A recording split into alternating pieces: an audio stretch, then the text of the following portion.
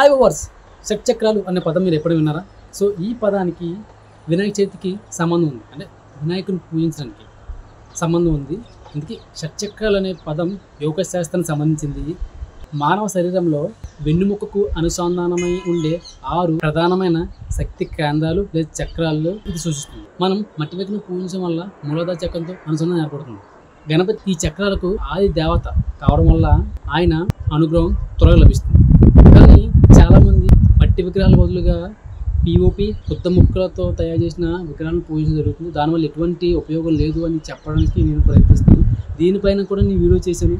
So మీరు link అనేది description ఇస్తాను. సో చూసి ఒక అవగాహన తెచ్చుకొని ఈ సంవత్సరం నుంచి అయినా సరే మీరు మట్టి విగ్రహాలను పూజిస్తారని, పెద్ద విగ్రహాలని పక్కన పెడతారని, మీ కమిటీ మెంబర్లు మీ వీధిలోని కుర్రాళ్ళతోటి పెద్దలతోటి మాట్లాడి ఒక నిర్ణయం తీసుకుని మట్టి విగ్రహం పూజించి ఆయన అనుభవం త్వరగా పొంది మీరు ఏదైతే ఫలితాలు కోరుకుంటున్నారో అవి పొందాలని కోరుకుంటున్నాను. So advance happy Vinayaka Chavithi. లేదా వీడియో నచ్చితే లైక్ చేయండి, షేర్ చేయండి, సబ్స్క్రైబ్ చేసుకోండి. అట్ సేమ్ టైం ఛానల్లోకి వెళ్ళి వీడియో చూడండి, మీకు ఒక నాలెడ్జ్ వస్తుంది. Thank you.